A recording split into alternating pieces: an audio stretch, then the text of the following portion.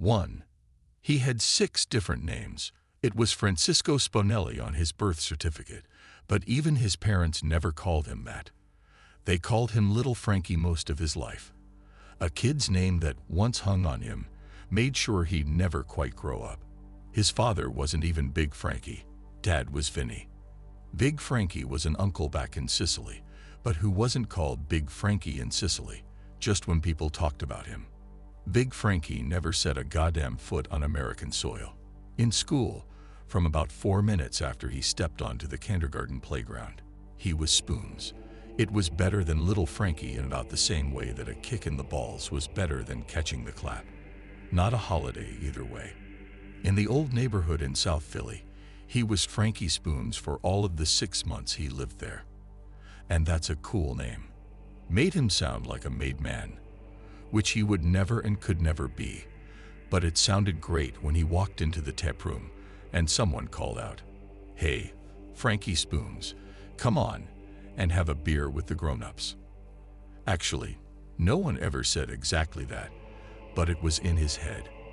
It's what he heard every time he walked into the bar, especially when he saw one of the Donatellas there, who were 3rd or 4th cousins. It was the kind of thing they said to each other because they were made men. The Donatella cousins worked a protection racket their family had owned since the 60s. They all had great nicknames, and they all said cool things to each other.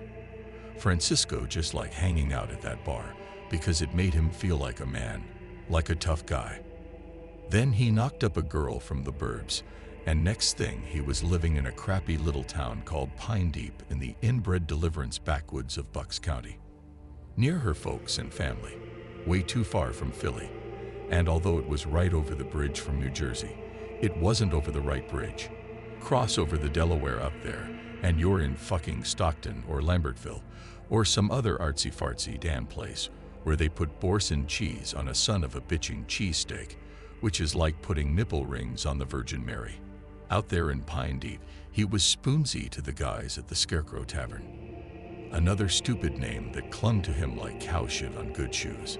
He longed to go back to Philly, but Debbie kept popping out kids like she had a t-shirt cannon in her hoo-ha. And any conversation involving sex and condoms became a long argument about a bunch of Bible shit that he was sure didn't really matter to God, Jesus, the Virgin, or anyone else. 4 kids and counting. In this economy, on his pay. Seriously, God wants kids to grow up poor and stupid in a town like this. As his Uncle Tony was so fond of saying, it. But the nickname was only part of it. It was a splinter under the skin. The kids, well, fuck it. He did love them, loved the process of making them too, though he'd like to explore the option of stopping before he and Debbie turned their lives into one of those we have no self-control over our procreative common sense reality shows. He suspected that she had some kind of mental damage. She seemed to enjoy being pregnant. Bloated ankles, hemorrhoids, mucus plugs, the whole deal. He was pretty sure that on some level Debbie was, to use the precise medical term, batshit crazy. But she was also the most beautiful woman he'd ever talked to. Even now, 4 kids in and a bigger ass than she used to have, Debbie could look at him from out of the corners of her eyes and stop his heart, even now. So, he stayed in Pine Deep, and he worked in Pine Deep. That was something by itself. A lot of people in town didn't have jobs. The town was still recovering from the trouble, and the economy blew. Sure, a few of the stores had rebuilt, and there was some out-of-town money to rebuild the infrastructure. Federal bucks, and after the town burned down, there was that big rock concert fundraiser bullshit. Willie Nelson, the Eagles, Coldplay, bunch of others including some rappers Francisco never even heard of. It was on TV with that stupid nickname, Anti-Terror, with terror crossed out. All those middle-aged rock stars, none of whom had ever even heard of Pine Deep before those militiamen torched everything, singing about unity and brotherhood. Blah, blah, blah. If any of the money they raised ever actually reached the town, it never made it into Francisco Spinelli's bank account.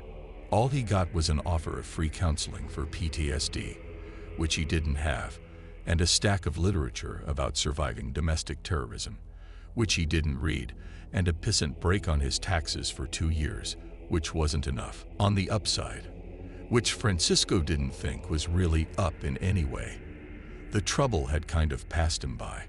He and Debbie and the kid, only one back then, were down in Warrington, watching a movie at the multiplex when it all went down. They heard it on the news driving back.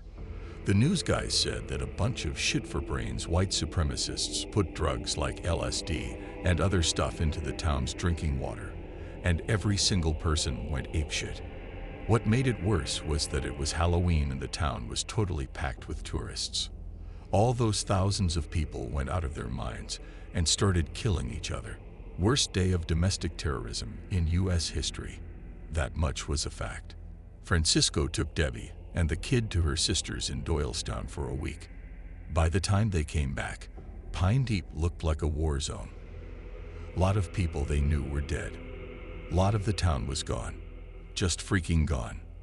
Lot of people out of work too, because Pine Deep was built with tourist dollars. One of the few businesses that didn't go under was the one he worked for. The one owned by Tom Gaines, Debbie's third cousin. Francisco's workload tripled, but he didn't get overtime. Gaines said he couldn't afford it because a lot of the customers couldn't afford to pay. Not right away. Some not at all. But the job still had to be done. And that was his life. Working for one of Debbie's family at shit for pay. Not exactly starvation wages, but it was a job with no future. Not really. Sure, he could have the job for as long as he wanted, but there was nowhere to go. There was no promotion possible. The whole company was the owner, Mr. Gaines, and him. And a couple of guys they hired by the hour to help with some heavy stuff. All of the rest of it was Francisco's to do. Trimming all the hedges, pruning the trees, mowing the grass, digging the graves, and the other stuff, the stuff he did at night. So the graves wouldn't be messed with. Mr. Gaines sometimes slipped him a couple extra bucks when things got bad, and he let Francisco drink as much as he wanted on the job. He encouraged Francisco. It was that kind of a job. 2. Before the trouble, the job wasn't really that bad. Dead people don't complain. They don't give you shit. They don't dine you out when you go into one of the crypts to smoke a joint. He could get to a level, get mellow, and that would carry him through even the longest shift. The job was quiet except for occasionally chasing teenagers out of the crypts who'd gone there to drink or light up. Once in a while, some prick vandal would use spray paint to tag a mausoleum or knock over a few headstones. But that happened in every cemetery, and everyone knew that, so Francisco adjusted to it as part of the job. The job was okay. Even for a while after the trouble, it was tolerable. He worked mostly days, and Gaines didn't go out of his way to be a prick. The boss was cheap, but not a cheap fuck. The difference mattered. Then things started changing. It started with people talking. The Scarecrow was one of the few bars that wasn't burned down, and it was a good place for a plate of wings and a schooner of Ewingling at the end of the day. But the flavor of the conversation there changed as the weeks and months went on. It really started after the cops and fire inspectors sorted out the last of the bones. It had taken a lot of sweat and elbow grease to put together a list of all the dead. The official tally was 11,641, 2/3 of the whole town. Only the thing was that there weren't that many bodies. The count was short, 84 short, and that's a lot of bodies to misplace. They brought in teams of dogs to search the woods and the fields and under frigging haystacks. Still 84 missing. The count stayed the same. That's when the vandals started hitting the cemetery. Knocked over headstones, grave dirt churned up, his tools shed broken into, beer bottles everywhere. Couple of times he discovered that someone had pissed on a grave he just filled in. He mentioned all this to his cousins over a poker game. Near Danny was nodding before he finished describing the disturbances. Sure, that makes sense, said Near Danny. It does, asked Francisco, confused. Yeah, agreed Far Danny. People are blowing off steam. With all that shit happening. All those people dying, added Near Danny. All that death and shit. They're like obsessed with that death shit. Morbid. Morbid. Francisco looked back and forth between them. Okay, but why trash the cemetery? Near Danny and Far Danny said it at the same time. Power. Francisco said, "Ha. Death came to that little fucking town and made everybody its bitch," said Far Danny. Near Danny nodded. And that bunyard. Hell. That. What word am I looking for? Symbolizes, supplied Far Danny. Yeah, that bunyard symbolizes death. So, of course someone who lost everything's going to go take a piss on it. Show death that he's alive, that he's nobody's bitch. The two Danis nodded. Wow, said Francisco. Then Far Danny leaned across the card table and stabbed a finger at him.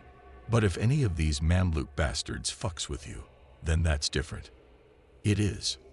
Near Danny grunted and gave him a hard sneer. Your family. Nobody fucks with the family, said Far Danny. No fucking body, you hear me, Frankie Spoons. Any shit comes down you can't handle, you pick up the phone. They sat there grinning at him like extras from a bad gangster film.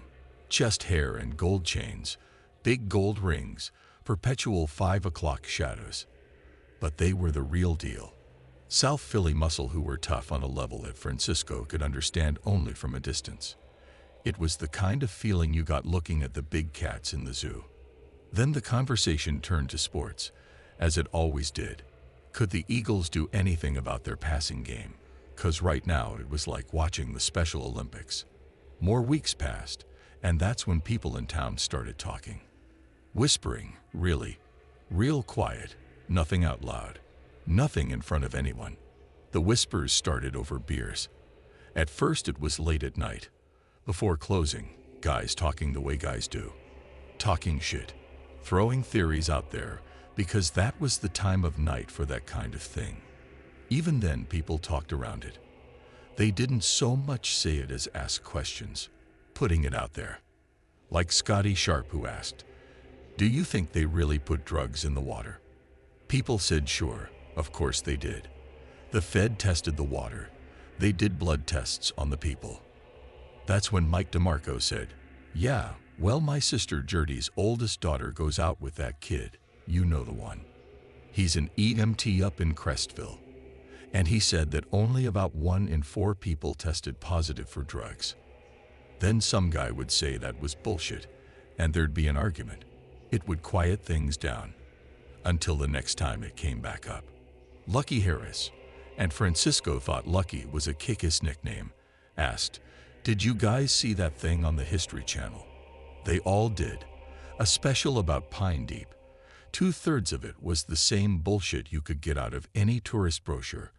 But then there was section near the end when they interviewed a few survivors, and Francisco wondered if they deliberately picked the ones who looked like they were either half in the bag or half out of their minds. These witnesses insisted that the trouble wasn't what the news was saying it was, that the white supremacist thing was a cover-up for what was really happening. And this is where the host of the show changed his voice to sound mysterious right, as he asked what the real truth was about the Pine Deep massacre. "It was monsters," said the witness, an old duffer with white around his eyes. "What kind of monsters?" asked the host. "All kinds. Vampires and werewolves and demons and such. That's always been the problem with Pine Deep. We got monsters. And that night, yeah, the monsters came to get us." The host then condensed the eyewitness reports into a speculation that the white supremacists were really servants of a vampire king, like Renfield was to Dracula, and that the drugs in the water and all of the explosions were distractions, subterfuge.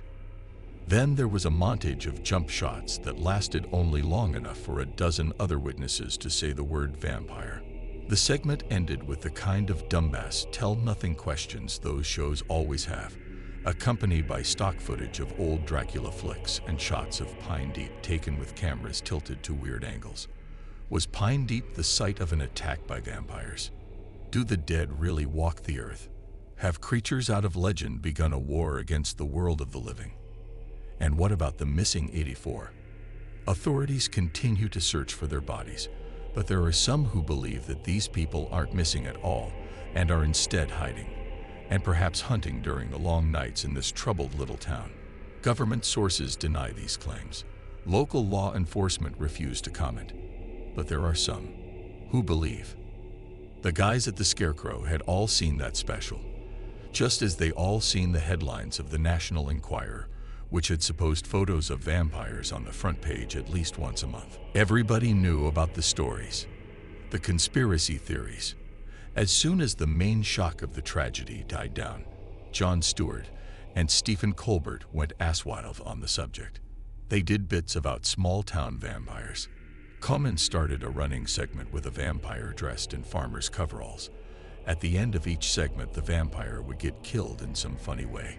He'd go out to harvest, forgetting he'd planted his fields with garlic. He'd trip over a chicken and fall on a convenient sharp piece of wood. The vanes of a windmill would cast a shadow of a cross on him. Shit like that. Making a joke out of it because it was stupid. Vampires. It was all bullshit, except that as the first year crumbled into the dirt and the next year grew up dark and strange, it got harder and harder to call it bullshit, especially after people started dying. There was a rash of car accidents in town. Accidents weren't all that rare with all the twists and turns on a 32, but before the trouble it was mostly tourists who wrapped their SUVs or Toyotas around an oak tree they didn't see, or college kids driving too drunk and too fast with too much faith in their underdeveloped decision-making capabilities. But there was no tourism in Pine Deep right now, maybe in another couple of years. Maybe if some outside group rebuilt the haunted hayride and the other attractions. Right now, State Alternate Route A32 was mostly empty except for farm workers coming and going to day jobs or farmers' wives heading into town to work shifts at the hospital or at one of the craft shops. So it was locals who started dying. Linda Carmichael went first. Her 6-year-old Hyundai went off the road, rolled, and hit a parked hay baler that was sitting at the edge of a field. The papers said she was so badly mangled that her husband had to confirm her ID by looking at a mole on what was left of her torso. Francisco didn't know if he believed that part, but when he drove past the accident spot on the way to work the next day, the car looked like a piece of aluminum foil somebody'd crinkled up. It was a matter of discussion at the Scarecrow, but the Carmichaels weren't part of their circle, so the conversation moved on to sports. The second accident was a bus full of Puerto Rican day workers, 9 dead because the bus skidded off the road and hit a panel truck. Both drivers were dead too. There were no witnesses, but it must have been a hell of an impact to mangle everyone that badly. Yeah, maybe, said Lou Trimmins, but here's the thing, Spoonsy, there were no skid marks, and my cousin Davy heard Sheriff Crow say that it didn't look like a high-speed crash. Well, hell, son, said Scotty, you can't kill that many people in a low-speed crash. They all agreed that the sheriff, who used to be a drunk a long time ago, was probably drinking again and didn't know his ass from his elbow. The conversation turned to sports, but the deaths kept happening.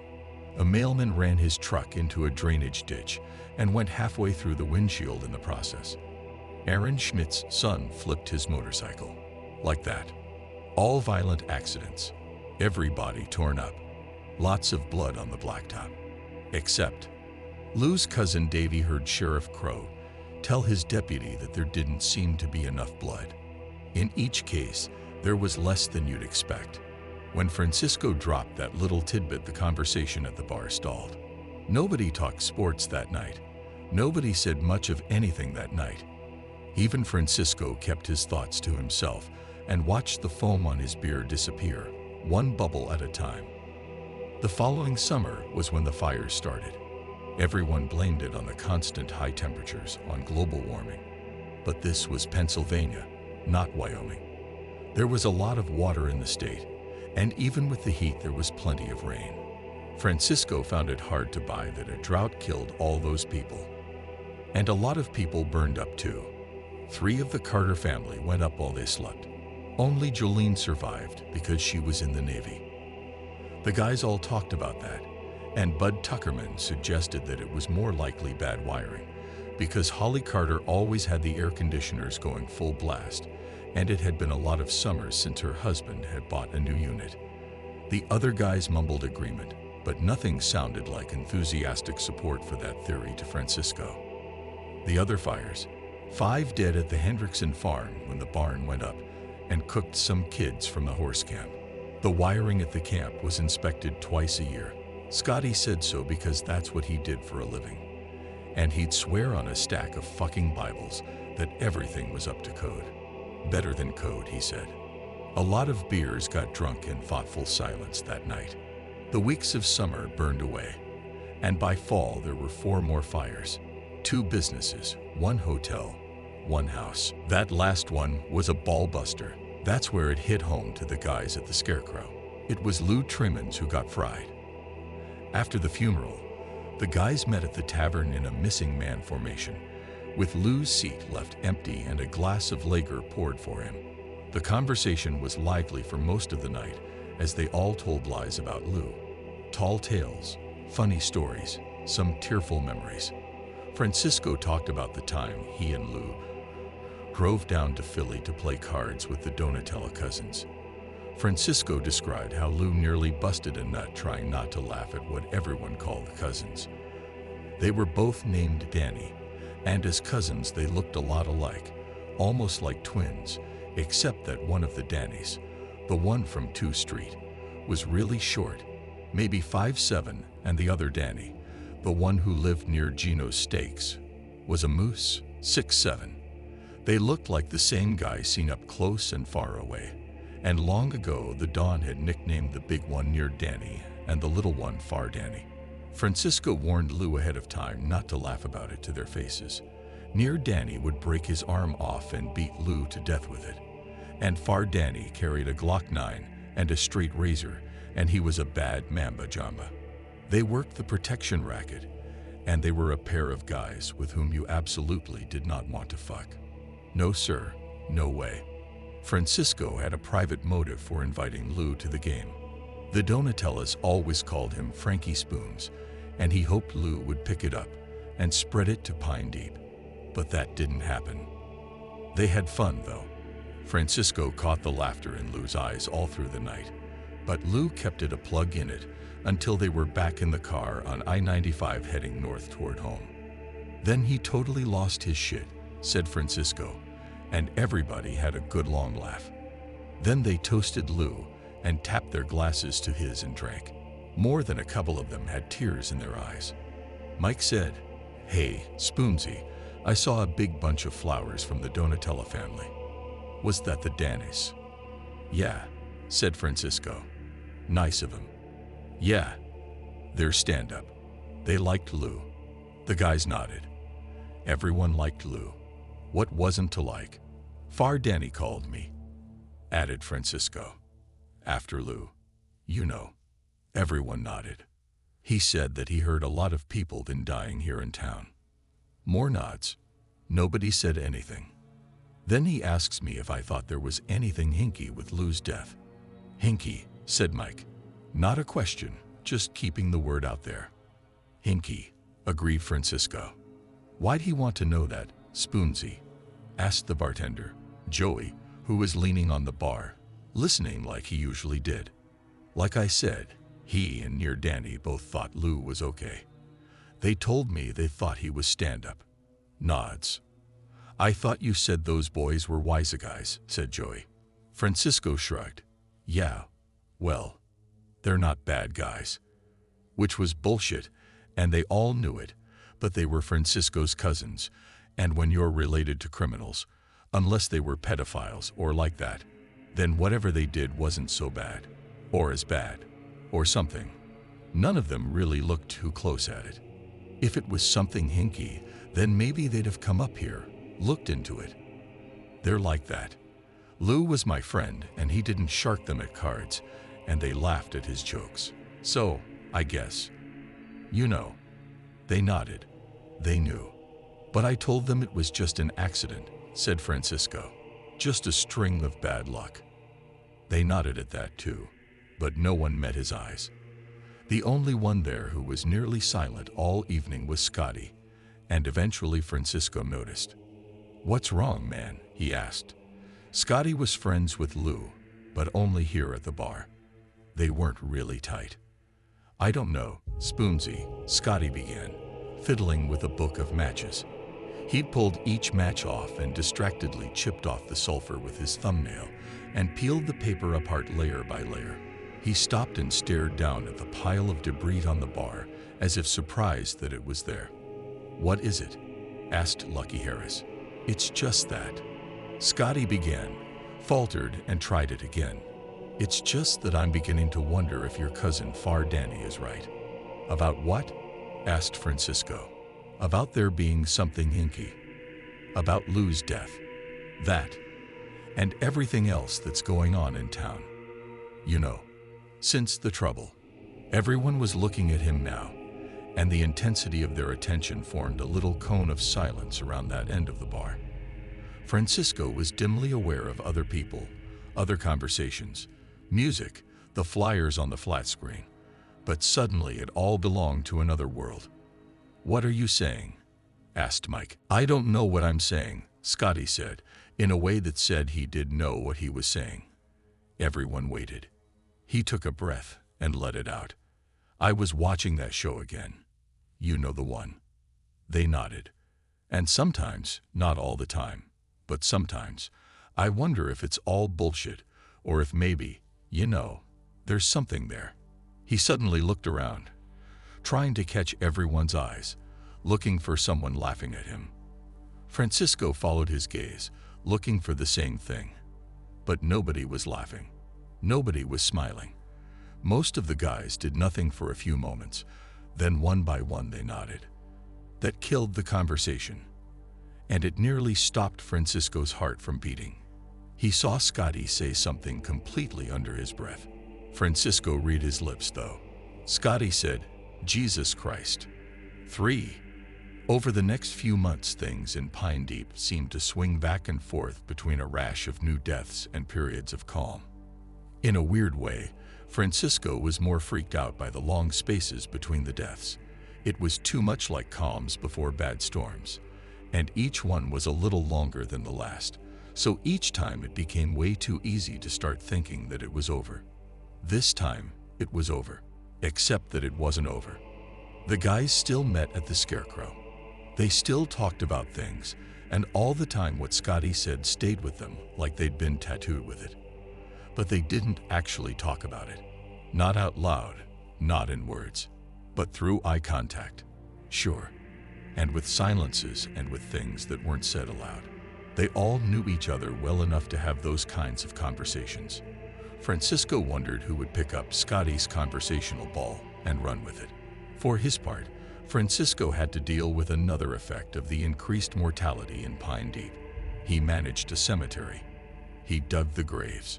And he didn't like what was going on at Pinlan's Grove, which was what the place was called. His discomfort with things at work started a few weeks after Lou's funeral.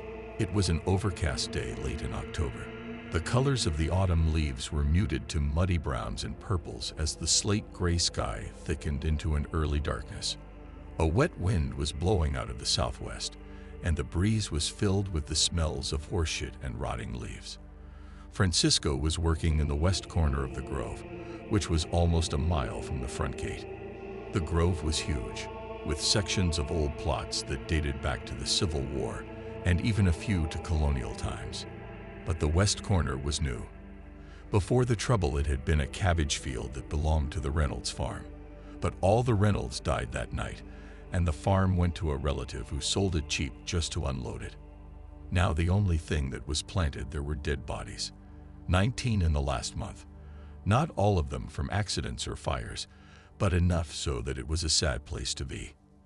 That afternoon, the O'Learys, a nice young couple, buried their 13-year-old daughter.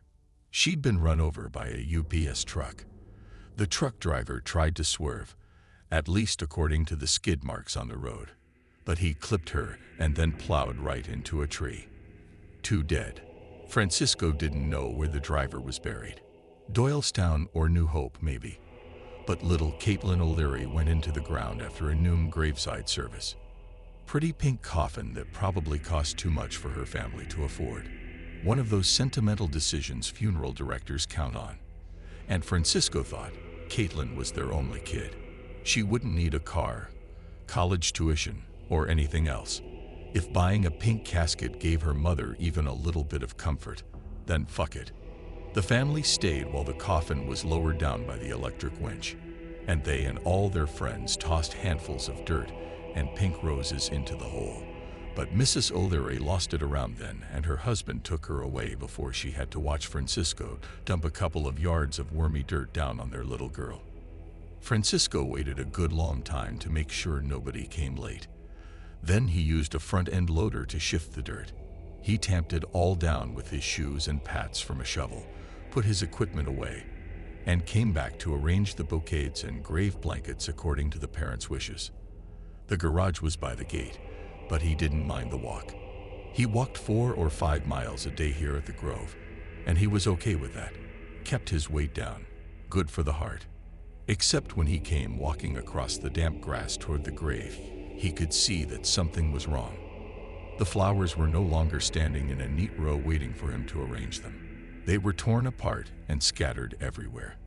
The grave blanket was in pieces too, and the little teddy bear Mrs. O'Leary had left for her little girl had been mutilated, gutted, its stuffing yanked out and trampled in the dirt. Francisco registered all of this, but what made him jerk to a stop and stand there was the condition of the grave. It was open. Open. Jesus Christ, he breathed. In the time it had taken Francisco to drive the front-end loader back and put his gear away, someone, some fucking maniac, had come up, dug up all the dirt, and left a gaping hole. Francisco snapped out of his shock and ran to the grave, skidded to a stop, and teetered on the edge, staring down. The coffin was exposed. Pale pink metal, streaked with dirt. But it was worse than that. Much worse. The coffin had been pried open, the seals broken. Inside there was tufted white silk. There was a photo of the whole family at Disney World. There was a letter from Mrs. O'Leary. All of that was there. But Caitlin was not there. She was gone. Gone. God. That was one of the longest nights in Francisco's life. Calling Gaines. Calling the cops. Answering 1,000 questions. The cops, Sheriff Crow, grilling him, almost accusing him. Gaines looking furious and scared, and giving him looks. Everybody watching as the sheriff made Francisco take a breathalyzer. Their confusion when he passed. No trace of alcohol. All the rubberneckers showing up in crowds like someone sent out invitations. The reporters. First the local guys, then stringers for the regional news. Then the network TV vans, shoving cameras and microphones in his face. Hour after hour. Then the O'Learys showing up, yelling at him, screaming. Mrs. O'Leary totally losing her shit. Nobody thinking that was strange, because it wasn't strange. Francisco thought about how he'd feel if this was the grave of one of his kids. He'd fucking kill someone. Himself. Probably. Francisco saw Mike and Scotty and Lucky from the Scarecrow. Some of the other guys too. Hanging back, standing in a knot, bending now and then to whisper something to each other. Scotty nodded to him once, and that made him feel a little better. Solidarity. He was still one of them, and that wasn't a sure bet at first. Sometimes things cut you out and make you one of them, one of the people the guys talk about rather than talk to. Debbie texted him 12 times, asking if he was okay, telling him everything was on the news, telling him things would be okay, asking when he was coming home. It was nearly dawn before the cops cut him loose and let him drive home. By then most of the crowd was gone. His friends were gone, and the Scarecrow was closed. Even Gaines was gone, probably on the phone with his lawyer, worrying about how much of his money he was going to lose to the O'Learys when they sued. And of course they would sue. This was America. Everybody sued everybody. Might even mean that Gaines would fire him, cut his losses, try to blame it all on him. The last person left at the cemetery was Sheriff Crow. "You can go," he said. Francisco stood for a while, though, staring at the grave. "Why?" he asked, for maybe the 50th time. The sheriff didn't answer. Instead, he asked a question he'd already asked. "And you saw no one here?" "Like I told you, I was alone here. No kids." That was a new question, and it startled him. "What? You think some jackasses from the college?" "No, I mean younger kids. Did you see any young teenagers?" "No. No teenage girls." Francisco shot him a look. "What? Like girls from Caitlin's class?" The sheriff just stood there, looking at him with an expression that didn't give anything away. "You can go," he said again. Francisco trudged back to his car, confused and hurt and scared. Sad too. He wanted to go home and hug his kids, kiss his wife, and check the locks on all the doors. When he got into his car, he checked his cell phone and saw that he'd missed a bunch of text messages from Scotty and a couple of the guys. Shows of support. More from Debbie asking when he was coming home. And one from Far Danny. He grunted in surprise. The Dannys sometimes texted him, mostly about sports or card games, and always on the birthdays of his kids, but he didn't expect to hear from them tonight. The message read, "Saw you on the news, cuz. Somebody fucking with you." For some reason, it made Francisco smile. He texted back, "Don't know what's happening. Thanks for asking." As he was starting his car, a reply message bing-bonged. "Anybody gets in your shit, call." Francisco smiled again, started the car, and drove home. 5. Francisco headed down the long, winding black ribbon of A32 with music turned up loud, so he didn't have to listen to his thoughts. An oldie station. Billy Joel insisting he didn't start a fire. Francisco not hearing any of the words because you really couldn't not listen to your thoughts about something like this. His car was bucketing along at 80 when he topped the rise that began the long drop down to the development where he lived. Immediately, he slammed on the brakes. 2 people were walking along the side of the road, so close to the blacktop that Francisco had to swerve to keep from clipping them. 2 people. A tall man with thinning blonde hair. A teenage girl. Walking hand in hand. They heard his car, heard the screech of his tires on the road, turned into the splash of high beams. They stared at him through the windshield. They smiled at him. Francisco screamed. He screamed so long and so loud that it tore his throat raw. The car began to turn, the ass end swinging around, smoke rising from the rubber seared onto the asphalt, the world around the car spinning. The world in general losing all tethers to anything that made sense. Francisco had no memory of how he kept out of the ditch or kept from rolling. His hands were doing things and his feet were doing things, but his mind was absolutely fucking numb as the car spun in a complete circle and then spun another half-turn so that when it rocked to a bone-rattling stop, he was facing the way he'd come, his headlights painting the top of the rise and washing the 2 figures to paleness. Man and girl. They stood there, still looking at him, still smiling. Francisco kept screaming. Screaming and screaming and screaming. Long after the car stopped rocking. The man and the girl hesitated. Then they took a single step toward him, which is when the light on their faces changed from white to rose pink. Behind the car, off behind the humped silhouette of the development, the sun clawed its way over the horizon. The man winced. So did the girl. Wincing did something to their mouths. It showed their teeth. Their teeth. Their teeth. The man spoke a single word, and even though Francisco couldn't hear it, he saw the shape those pale lips made. Spoonsy. Francisco screamed even louder. And then the man turned and pulled the girl's hand. She, more reluctant, finally turned, and the 2 of them ran across the road and vanished into the black shadows under the trees. Francisco screamed once more, and then his voice ran down into a painful wet rasp. The man and the teenage girl were gone.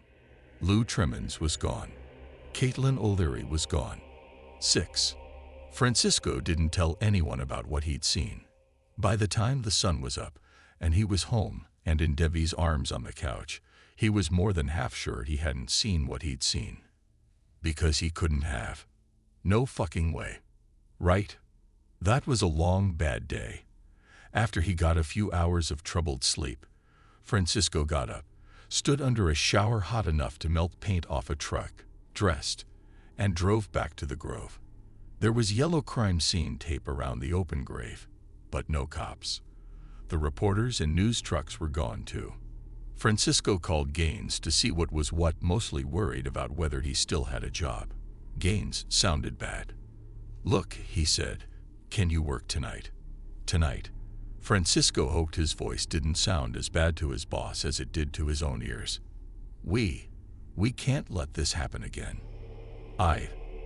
I'm not blaming you," said Gaines, in a way that left some doubt about that.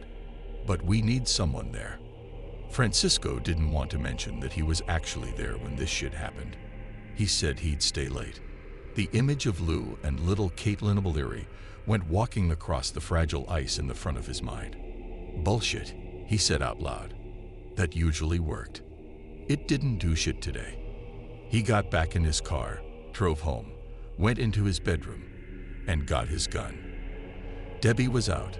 The older kids were in daycare or school, and the house was empty. He sat on the edge of the bed and loaded cartridges into the magazine of a Glock 9 that Far Danny had given him once. "Hey, Frankie Spooms, this here's a good piece," said Far Danny. "Totally legal and shit. Not on any watch list. Good for keeping your kids safe," added Near Danny. "Long as you're living out in the fucking boonies, you got to be careful." At the time, Francisco hadn't wanted a gun, but even though they were family, you simply didn't argue with the Dannys. Now he was glad they'd given him a gift like this. Then a pang of mingled pain and fear stabbed through him. Lou Tremens had taught him how to load and shoot the gun. Feeling strange in more ways than he could describe, Francisco got back in his car and drove to work. There was a storm coming, and the day was so overcast that it looked like twilight, and it was only 9:30 in the morning. Francisco parked by the shed and began the slow, sad walk back to the grave. But halfway there, he veered to his left into a different section, to where Lou was buried. After a grave was filled in and the dirt had a chance to settle, Francisco brought in some rolls of sod and filled in the open dirt with green grass. It took a while for the sod to set, for the roots to anchor it to the ground beneath. It had been weeks since Lou was buried, and the grass roots had long since taken. But as Francisco slowed to a stop by the grave, he could see that there was something wrong. The sod was wrinkled. There was a distinct bump in the middle. He squatted down and stared at it, studied it. He licked his lips, afraid to do what he was about to do. Then he reached out a hand and pulled at the sod. It came away like a heavy comforter. The roots were all torn, and below the layer of sod the grave dirt was wrong. It was loose, churned. "No," said Francisco. He fell backward and clawed the gun out of his jacket pocket, dropped it, picked it up again, and bang. His finger had slipped inside the trigger guard, and the gun went off by accident. The bang was so loud that he recoiled from it. The gun bucked so hard that it fell from his hand. The bullet hit the granite headstone and whipped backward past Francisco's ear. The sound scared 100 crows from the trees. Francisco sat there, his ass on the wet grass, feet wide, eyes wider, heart hammering, mouth opening and closing like a fish. Above and around him, the world ticked on into the next minute and the next. Then something happened. Something awful. The sod moved. It rippled, twitched. Francisco absolutely could not move. All he could do was sit and stare. The grass cover bulged and trembled. The Glock lay on the edge of the grave, but Francisco could only stare as it rose up and thumped down as something moved beneath the sod. Then a pale worm wriggled out from under the edge of the grass cover. Thick, gray, deformed. And another. And another. 5 worms in all, moving through the damp earth. Only they weren't worms, and Francisco knew it. His mind screamed inside his head that this wasn't happening, that it wasn't true. But he knew. Not worms. Worms don't have knuckles. Worms don't have fingernails. Worms aren't attached to a hand. A word boiled up inside Francisco's throat and burned his mouth. He spat it out. Lu. The fingers stopped for a moment as if they'd heard him. There was a sound from under the sod, under the dirt, muffled and indistinct. Like a voice heard through a closed door. Like a voice. Like a name. Spoonsy. Then Francisco was up and running as fast as he could. He didn't remember picking up the gun, but he became aware of it pressed to his chest with both hands, hiding it because of his mistake, or clutching it like a talisman. There was no time, no thought, no breath to answer those questions. His car tires kicked showers of mud and gravel and torn grass as he drove the hell out of there. 7. Francisco spent the whole day of the scarecrow. The whole day. Joey the bartender tried to get him to talk about it, probably thinking it had to do with the big thing last night. And it did. Francisco was sure of it, but he couldn't talk about it. Not now. Maybe not ever. The pistol was a cold weight between belt and belly flesh. Joey must have made some calls because Lucky Harris showed up. Then Mike and Scotty. They clustered around him. Nobody said a word. For hours. Joey put the TV on, and they watched the news, watched Family Feud, watched The View, watched the day get older. Outside it started to rain. There was a low snicker of thunder. It was late afternoon inside the bar. Outside it looked like the middle of the night. Scotty was the first one to talk, to try and pry him open. Hey, Spoonsy, you okay? Francisco felt his nose tingle, and then his eyes, and then before he could get away from the guys and go hide in a toilet stall, he was crying. Really crying. Sobs, shoulders twitching, tears, and snot running down his face. Any other time the guys might have fucked with him, made fun, handled it like dicks, because that's what guys do when emotions get real for anything except the Super Bowl. But not after last night. Scotty, the closest their group had to a hard ass, reached out and took Francisco's hand, gave it a squeeze, but didn't let it go. "We're here, brother," he said softly. Without wiping his face, without looking up, Francisco said, "I saw that little girl." And he told them what he'd seen on the road. Lou Trimmins, Caitlin O'Leary, walking hand in hand, smiling at him, with all those long white teeth, saying his name. And then, the 5 white worms under the dirt, and that voice down there in the dirt, saying his name again. Mike pressed a wad of paper napkins into his hand. Francisco stared at them for a moment, unable to comprehend what they were or what they were for. Then he wiped his face and his nose. Mike patted him on the back. Joey poured some shots, and they all had one. No one told him he was crazy. No one asked him, and he was sure. Maybe if this was another town. Maybe if the trouble had never happened. Now, though, no one tried to tell him that he was wrong or suggest that he'd imagined it. It was Lucky who asked, "What are you going to do?" It was unfortunately phrased, "What are you going to do?" Not we. There's a line. If you stand on one side of it and let a statement like that go uncorrected, then the line becomes a wall. The moment stretched, and everyone at the bar knew that Francisco was suddenly on one side of the wall, and they were on the other. Lucky tried to fix it without fixing it. "Spoonsy, you should just say fuck it. You should call Gaines and tell him to shove his job up his ass." Francisco shook his head.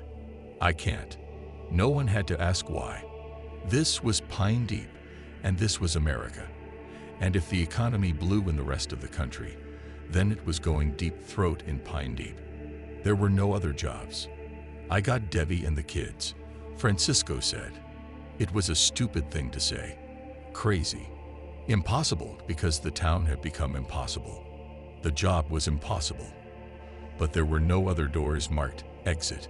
For better or worse, this was his town. His family lived here. And he had nowhere else to go, nowhere else he could go. The gun in his belt weighed 1,000 pounds.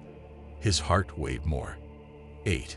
When he was drunk enough that his legs could carry him and his terror, he staggered into the bathroom, locked himself into a stall, turned and leaned heavily against the door. It took nearly 4 full minutes to convince himself not to put the barrel of the gun into his mouth and blow his troubles all over the walls. Inside his head, some maniac had started a slideshow, flashing high-res images onto the walls of his brain. A pink coffin resting on the canvas straps, ready to go into the ground. The same pink coffin open, tufted silk, an eviscerated teddy bear, cold dirt on white teeth, white fingers grubbing through the soil. Lou Tremans calling his name. On the road, under the ground. Monsters. In his town. God, help me. And as if in answer to his prayers, he heard the bing-bong alert of a new incoming text message. How's it going? It was from Far Danny. Francisco almost laughed. How's it going? Well, fuck me, cuz I think I'm growing a crop of vampires. That's how it's going. How the hell are things with you? How's the leg-breaking business? Any goddamn vampires in the protection racket? Those thoughts tumbled through his head and a laugh bubbled at the edge of his control. He had to fight it back because it was the wrong kind of laugh. The kind you don't ever want to let get started because there's no way you can stop it. That kind of laugh can break something you know can't be fixed. He stared at the stupid message. How's it going? So instead of laughing, instead of going totally apeshit out his mind, Francisco did something else equally crazy. He called Far Danny and told him exactly how things were going. Every goddamn bit of it. 9. Far Danny took it pretty well, after a bit. At first he got a little mad and asked Francisco if he was fucking with him. Then he asked him if he was drunk. And he asked if he was crazy. Francisco said no to the first question, yes to the others. But he didn't take back anything he said. He couldn't. It was out there. He wasn't even afraid of pissing off the Dannys. Things had changed, and getting his ass kicked by his Goomba cousins didn't seem so scary anymore. Far Danny said, Debbie and the kids, they okay? Francisco stiffened. It was already dark outside. He'd been here in the bar all day. Oh God. 10. Francisco ran out of the bathroom with the Glock in one hand and his car keys in the other. Lucky and Scotty and the others yelled and started to make a grab for him, misunderstanding what he was doing. But Francisco blundered past them and headed out into the rain. He drove badly and way too fast. He sideswiped a mailbox and tore some expensive stuff off the side of his car. And he didn't give a cold shit about it. The storm was pounding down on the hood and windshield, and Francisco as fast as he could all the way out of down, along the wet black tongue of Route A32, into his development, up to his front door, skidding to a sloppy stop, and splattering mud 10 feet high on the front of his house. Left the car door open, ran onto the porch, banged the door open. Scared the hell out of Debbie, who was putting supper on the table. The kids started yelling. The baby started screaming. Debbie saw the gun in his hand and the look in his eyes, and she started screaming too. It took a long time to calm everyone down. He had to calm down a lot to manage it. He put the gun on top of the fridge, out of any kid's reach. He closed and locked the front door, checked the whole house, locked and pinned the windows, took the cross down off the bedroom wall, the one Debbie's grandmother had given them for their wedding, heavy with a silver Jesus nailed to it. Francisco had to lie to make Debbie calm down. He told her there was an escaped criminal in town, a madman. She looked at the cross in his hand, and then at the top of the fridge, and deep lines cut into her pretty face. Frankie, she said very softly, too quiet for the kids to hear, is this about? The trouble. He stared at her, floored. What? How do you? She shrugged. At the beauty parlor. The girls. We. Talk. Outside the rain hammered the door and the thunder beat on the walls. An hour later, Lou Tremens kicked open the front door. 11. Francisco and Debbie screamed. So did the kids, even the baby, who didn't know what was going on. Lou smiled. He seemed to like the screams. He was dressed in mud and rainwater and his funeral clothes. He had Caitlin O'Leary with him, and 3 other people. People Francisco had buried in closed coffins because they were supposed to have been too badly mangled in car wrecks or burned in fires. But they looked whole now. They were smiling too. Wet lips, long white teeth, red eyes. Debbie screamed again and broke away from Francisco's side, throwing herself between the vampires and her children. Francisco raised the cross, holding it up like a torch against the darkness. A couple of them flinched. The little O'Leary girl hissed and backed away. Lou Tremens said with a wicked grin, "Yeah, well, here's the thing, Spoonsy. I'm a fucking atheist. If we don't believe in something, it can't hurt us, and I don't believe in that shit." A voice behind him said, "Do you believe in this shit?" Lou turned. Everyone turned. Far Danny stuck the barrel of a shotgun under Lou's chin and pulled the trigger. As it turned out, Lou was able to grasp the concept of buckshot. Francisco screamed. Debbie and the kids screamed. Caitlin O'Leary screamed. The other vampires screamed. Near Danny yanked the pull cord on a chainsaw. He screamed too. But for him and his smaller cousin, the screams sounded a lot like laughter. 12. Francisco sat on beach chairs between Near Danny and Far Danny. It was the last day of October. Halloween. That night at the house was 10 days ago, but it felt like 10 years ago. Debbie and the kids were staying with Far Danny's mother in South Philly, just for a little while. Until things calmed down. Until things got straightened out. Scotty was gone. After that night at the bar, after what Francisco told them about Lou's grave, he'd driven to a motel of town, then came back the next morning and put his house up for sale. Mike and the other guys were still here though, but the nights at the Scarecrow were long and mostly silent. No one wanted to talk about what was going on in town. The Dannys went back to Philadelphia for a few hours, then came back with suitcases. They moved into Francisco's house. Near Danny slept on the couch. Far Danny slept in the lazy-boy. They'd brought more guns and other stuff. The bodies of Lou Tremens and the others were back in the ground. Francisco had done that quietly, when no one was looking. The cemetery was a big place, and these days not even the college kids went there to hang out. Only Caitlin's body was above ground. It was in the morgue. It had been found by a motorist on the highway. No one could explain how she managed to get a big piece of sharpened wood buried in her chest. Some kind of post-mortem mutilation by the madman who dug her up. That's what the papers said. Sheriff Crow came and asked Francisco some questions, but not at as many as he expected. And the sheriff had a strange, knowing look in his eyes. He gave Francisco a smile and a pat on the shoulder, and that was the end of it. Of that part of it. Now it was 10 days after the Dannys had come to Francisco's house. 10 days after a slaughter that would probably keep his kids in therapy for the rest of their lives. Something to deal with. Something else to deal with. The 3 of them sat on beach chairs. There was an open plastic cooler between Francisco and Far Danny. "Beer me," said Far Danny, and Francisco dug into the ice, pulled out a long-neck bottle of Stella, popped the top, and handed it to his cousin. He opened a fresh one for himself. They drank, sitting in a row, 3 30-something guys, cousins, drinking beer in a graveyard as the sun tumbled over the autumn trees and down behind the mountain. The grave in front of them was a new one. A construction worker named Hollis who died when scaffolding collapsed on him. Or so the story went. Lots of injuries, not enough blood at the scene. "Smart the way they do that," said Near Danny. "Fucking up the body so you can't tell," agreed Far Danny. Francisco sipped his beer. They watched the bare patch of dirt that Francisco had filled in and patted down 3 hours ago. They'd brought a wheelbarrow with them. The handles of 2 shotguns stuck out the back, flanking the plastic grip of the Black & Decker chainsaw. There were other things in the wheelbarrow, too. Practical things. Holy water from street ends.